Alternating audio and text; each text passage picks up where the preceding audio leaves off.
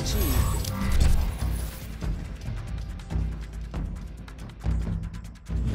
Welcome back, ladies and gentlemen. It's been a while since I've done a post-fight podcast. I put it on hiatus for a bit, but coming off UFC 148, I thought I'd sit down and talk with you guys for a little while.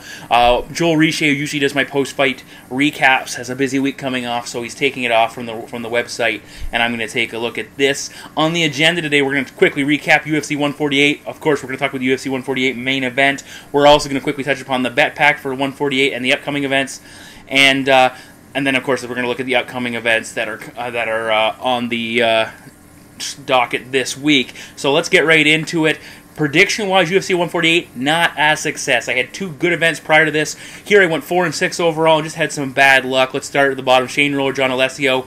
Basically, Alessio won the opening round and got things started off well with his striking. Roller took over with his wrestling. Alessio had nothing to offer him off the bottom, so had Alessio kept it striking, he probably wins. But either way, Roller wins the fight, and I'm 0-1 to get it going. Second fight, Constantinos Philippou defeating Ricky Fukuda. I'm on the board. We got my first win.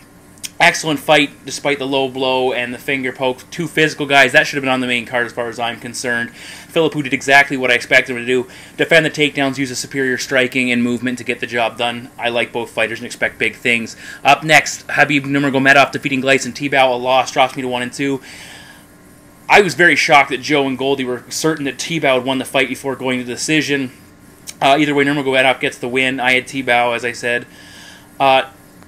It's interesting. Nurmagomedov didn't have a lot of success in the fight, but he certainly was the aggressor. I think that's what the judges looked at. But I think the fact that Tibau stuffed, almost 15 takedowns before the fight was all over, should have weighed for something, but he just didn't do enough when they weren't engaged. And I think, when you have to give someone a win in a matchup that's very indecisive, you're going to give the guy who's being more aggressive and kind of dictating the pace of the victory, so Nurmagomedov gets the win there. Fabricio Camoes versus Melvin Guillard gets me back to 500 at 2-2. I had Guillard to win that fight. Guillard, very conservative, very calculated, very intelligent effort. Got himself in some tough spots, didn't panic, and got out of them against a very good BJJ black belt. Good on Melvin Guillard, and hopefully going forward he can continue that trend of fighting smarter. Now, main card, Mike Easton, Ivan Menjivar.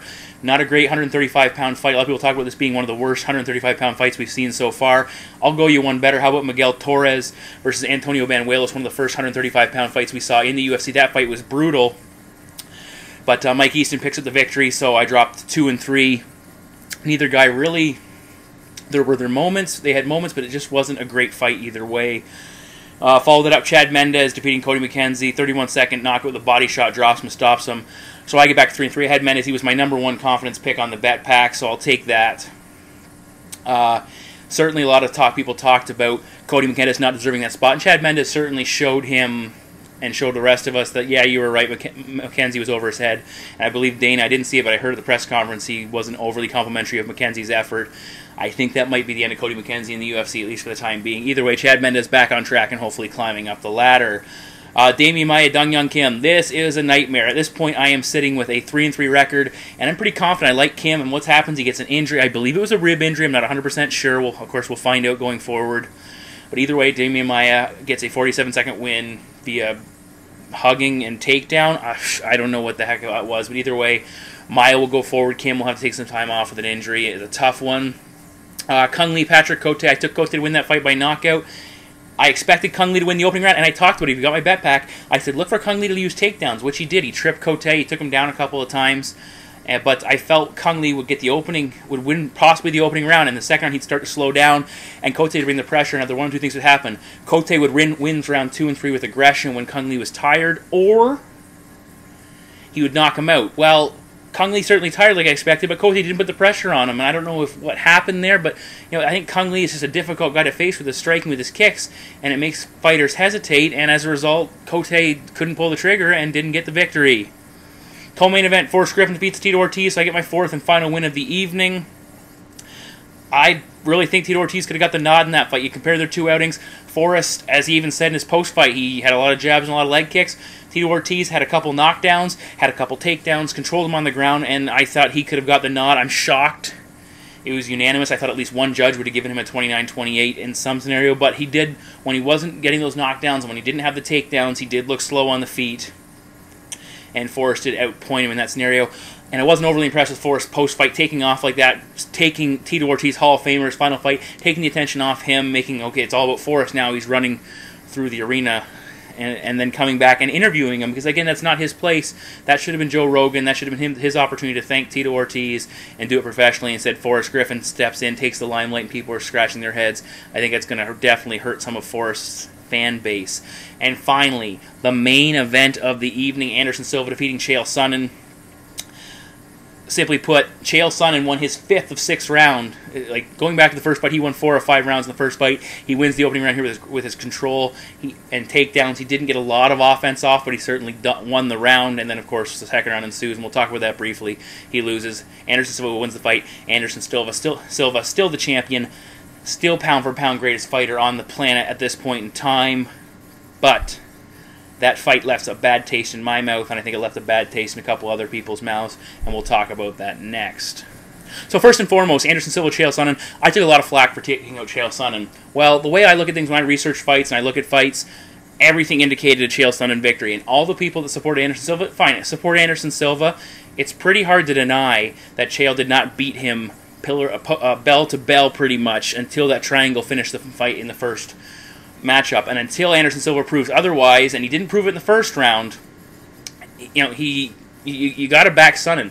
Sonnen had a good game plan. He executed it in round 1. It was a fantastic job. Something went off in his brain, and he thought, I'm going to try a spinning back fist, and what was he thinking there? But certainly, Chael's second round was probably something he's going to want to do over again, and would definitely do it differently should the opportunity ever arise, which I don't think it ever will again, unless he basically beats every other middleweight on the planet and the UFC pays Anderson Silva astronomical amounts to step back in the cage a third time with Chael Sonnen.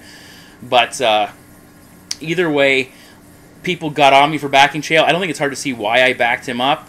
Anderson Silva fans, whether you want to admit it to yourself or not, when round 1 came to a conclusion, you were nervous because you're looking at that going, okay, round 1 looked like round 1 through 4 of the first fight. What's going on here? Anderson Silva was supposed to stop, because there were people claiming, oh, there'll be no takedowns, there'll be no anything, it'll be a quick, easy knockout in the first round.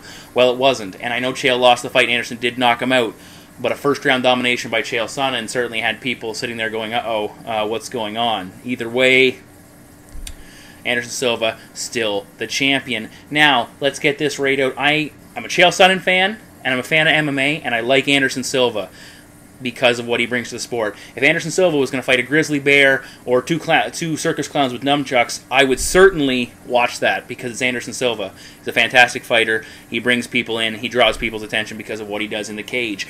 But his victory leaves a bad taste in my mouth, and it should leave a bad taste in a lot of people's mouths across the MMA world, starting with the weigh-ins. That shoulder shrug, certainly not necessary. Flip the tables. Chael Sonnen does that to him. It's an uproar. Absolute uproar. Anderson would have lost it. His whole entourage would have gone insane. There would have been calls for the fight to be called off because of how dirty Chael was. Either way, Anderson does it, and basically not a lot happens. Then, fast forward to the fight, and again, I don't want to sound like sour grapes, but these are just legitimate observations I'm making here. Secondly, take a look at the opening fight, or opening sequence before the fight starts. Anderson takes the Vaseline off his face, and he's rubbing it on his arms, chest, and body, and people go, oh, not a big deal. He does that every single fight. I think there's a YouTube video out there where it goes back and shows every time he fights a grappler, whether Vitalis Latis, Damian Maia, Dan Henderson, any one of these guys, there's a potential it could go to the ground, he makes that same move, and no one caught him, and then Eve Levine actually goes and towels him off. But either way, when GSP did the Grease Gate, had the Grease Gate situation against BJ Penn, the internet exploded with he's a cheater and he's this and he's that. Well, here's Anderson Silva in the wake of that situation, blatantly doing something he's done all his UFC career, and it got caught, and nothing is being said about it, nothing's being done. He attempted to cheat in the middle of the octagon in front of everybody in the stadium and everybody watching at home, and no one seems to care. Everyone's just kind of letting it go. As far as I'm concerned, that's probably the worst thing out of everything that happened, is the fact that he tried to gain an advantage that he does every time. Moving on. The short grabbing. It's a tough one. There are some pretty clear pictures, and of course everybody sees that he's grabbing shorts. He's using that leverage to prevent Chael from taking him down in round 2. That was certainly... I know everyone does it. Look at Czech Congo. Czech Congo grabs someone's shorts, and people just go absolutely insane. He's one of the most hated fighters because he's dirty.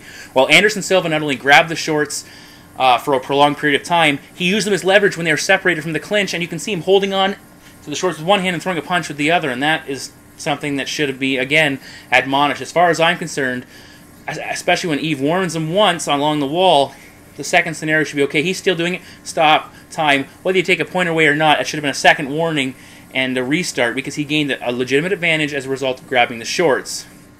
Fine, so that's, a couple, 3 less than admirable actions by the champion. And finally, the knee. And of course, you can debate this till we're blue in the face. Some people say it was illegal, some people say it was legal. My initial reaction, and if you look at it, the initial reaction of Joe Silva, who was sitting directly behind it, was he jumped out of his seat like, wow, that did not look good. My initial reaction was that was an illegal knee, but the camera really did not have a good angle on it. I'm going to say I'm closer now to the side of it being a legal knee than I was before. It certainly looks like the point of the knee hits him in the midsection, but there's also the upper thigh leg. Looks like it makes contact with his chin and face, and his head snaps back. Again, it's not a knee to a downed opponent, but still, if someone threw a shot and it directly the thigh hit someone in the head, that's still going to result in a stoppage. Either way, again, I think it's questionable. And building on the fact that so many other things had gone on, this is just a rough finish to the way the fight went. Either way, Chael he didn't circle the wagons. He basically curled up and let the fight finish. He took a beating and quit, as far as I'm concerned. I give him all the credit in the world for getting there a second time with the pound-for-pound greatest fighter on the planet. But either way, not a great finish for Chael Sonnen. Not a great overall. So despite winning and still having the title, Anderson Silva and your fans, you need to take a step back, remove Anderson Silva from the equation, and say Fighter A did the following things prior to winning or regaining his title. Definitely a tainted victory as far as I'm concerned. I know I'll probably get flamed for some of this, but I'm just giving you my general opinion, and it's hard to deny some of them. And you can see on some of the forums out there that Anderson Silva fans aren't even trying to deny some of the things that he did. They're just saying, I don't care, he won the fight, and that's all that matters. Well, if GSP does that, or if somebody like Michael Bisping goes out and hits someone with an illegal knee, or clearly greases up before fighting a grappling-based opponent, or hits someone with or grabs the shorts at that point, this place would be going absolutely insane. The internet, I'm referencing, with complaints that he's a cheap fighter and he should have been disqualified, blah, blah, blah. So take that into consideration, and maybe it's time to admit that Anderson did some things that were less than reputable, and something should be said as far as I'm concerned, and the UFC needs to stop ignoring it. I think that's part of it. Either way, that's my assessment of the UFC 148 main event. Not a great fight, but still I was excited, entertained. The first round was a good round. Give props to Anderson Silva. He came back and got the job done, more or less, and he is still the champion. And going forward, he will have another opponent, not named Chael Sonnen, knocking on his door. That's my main event, UFC 148 main event ramble, if you will. All right, now I want to talk about the UFC 148 bet pack, and generally speaking, it was horror awful is the word I like to use when I'm talking about things. That's horrible and awful combined as one. I don't want to get into the specifics. I didn't win a lot. I didn't get a lot of things correct. Of course, I had some betting information there that turned out to be valid. For instance, taking Ricky Fukuda and Costa Philippou to go over a round and a half, or saying Anderson Silva at $2 is a great bet to win by knockout. If you plan on betting on Anderson Silva to win that fight, that's the way to go at the least. Or submission, you paid $375. Either way, that's where you should have put your money if you needed to back, if you wanted to back Anderson Silva. But generally speaking, not a success. And it was a very well purchased bet pack. I greatly appreciate all those people who buy my bet packs every week, and you know who you are. And I thank you very much. And just take this into consideration. I'm right there losing with you when we do have a bad night, and I hopefully will rebound with the next one. I put a lot of effort in, obviously, with the UFC on Fuel TV 4 and Strikeforce bet packs, and that's what I've decided to do to compensate for the fact that UFC 148 was not a great night. I have two events in a week. I'm just going to put them both together, so it's going to be $5 a piece to a total of $10 for 2 bet packs. It's basically 2 to 1, but I'm going to go one further. If I don't have a really good night between those two events, so I don't have a profitable evening with solid betting information and some wins here and there, I am going to give you the UFC 149 bet pack free if you buy the Strikeforce UFC on Fuel bet pack. So you buy that one, and if I don't do well, I will send you the UFC 149 bet pack password absolutely free, email it to you, and so basically it's almost like a 3-for-1 deal when it comes right down to it if you don't have money in your pocket at the end of this week based on my bet packs. Either way, it was just a rough night, and it was tough to watch, and it's frustrating, and I'm right there with you when things aren't going our way. And the first thing I'm thinking was all these people that bought the bet packs looking to make some cash and hopefully looking to have a solid night of predictions and betting, and it just did not work out, and there's not much else I can say about that in general. Now, just talking about the bet packs in general, I've definitely seen some criticism out there on some of the boards. I'm not going to name names of which boards, but certainly some people pointing their finger at me saying, oh, why are you doing this? Why are you selling bet pack information? It's generally speaking, it's useless, and it doesn't make a lot of sense. You're taking advantage of people. I don't think I'm taking advantage of people in the sense that I put a lot of work in. I've clearly done a ton of videos. You can go back and check my track record.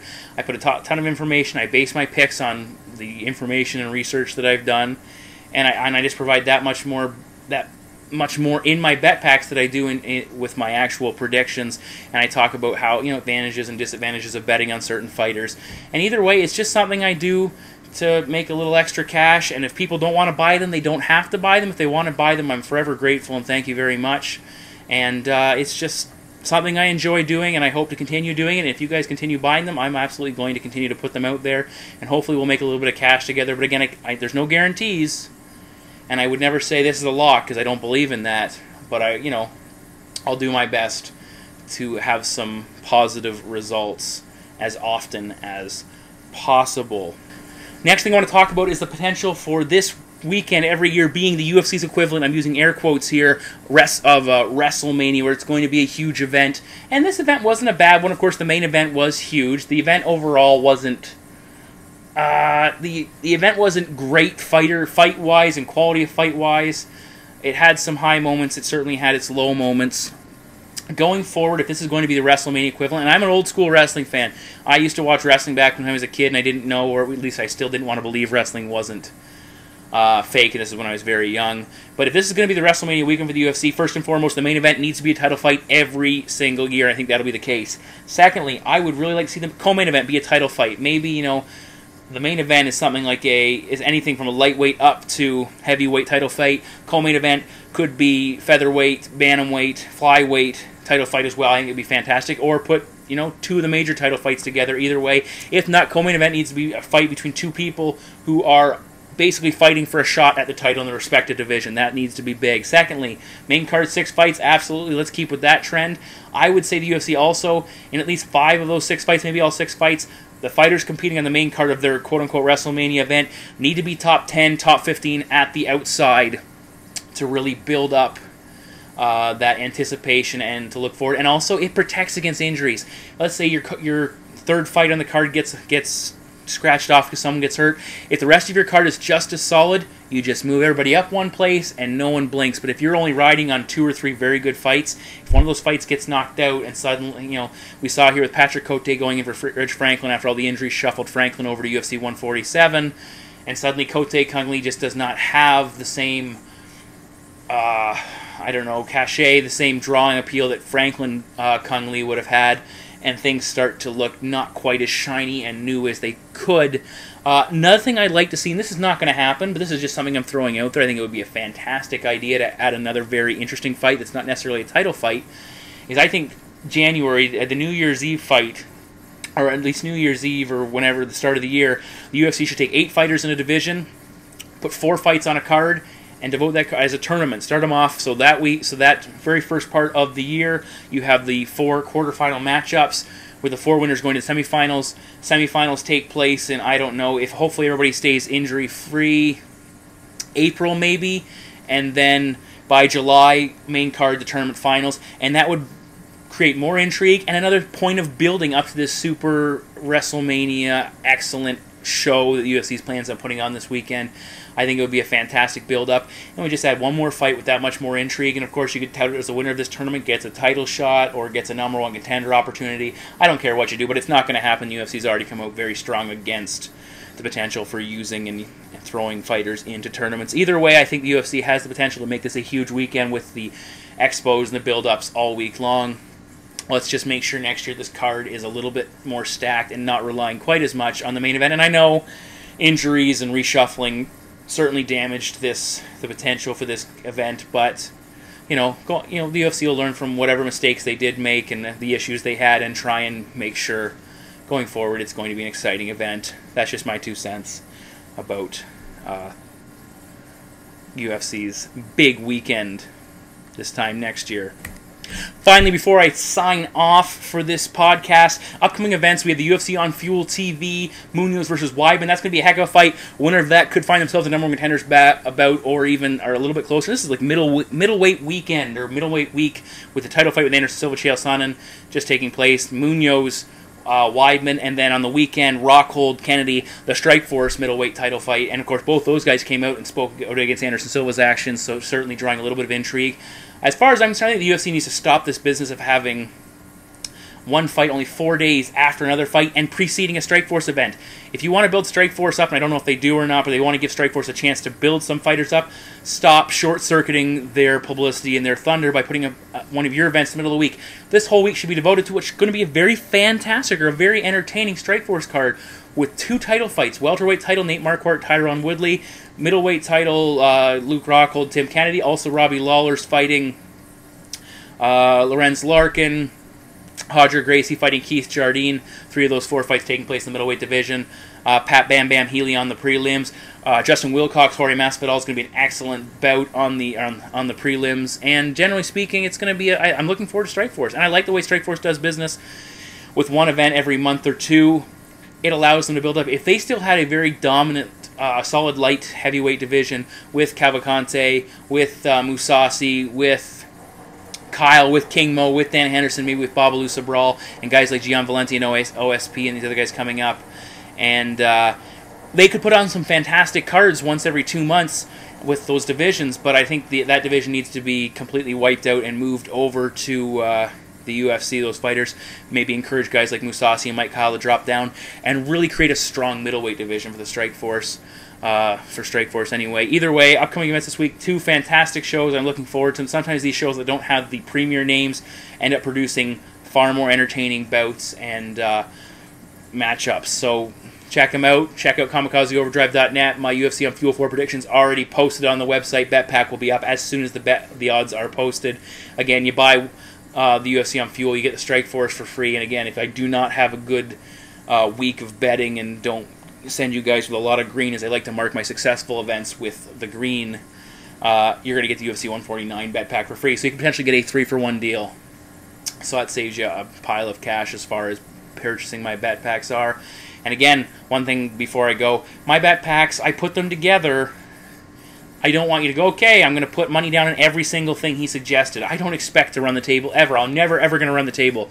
If someone's telling you they're going to be perfect and have a great night of predictions, they're a fool, and do not listen to them. I'll never say that. I just throw stuff out there and hopefully say, oh, here's a prop that's reasonable to consider, and maybe you bet on that one, but you don't bet on these 4. Here's some parlays, which my parlays have been shit lately, and I'm not afraid to admit that. And here's some parlays. Take a look at these if you're not sure what you want to do. Here's just some information about the fights. Here's my opinion where you can make money. Here's some do-not plays. Here's some guys I didn't predict to win, but certainly have value based on the betting odds. Either way, thank you very much for buying them and supporting my website. And I'll continue to do the best I can going forward. That's enough from me. Big fight week ahead of us. Thank you as always for listening. Kamikaze Overdrive. Scott Johnson, I'm out.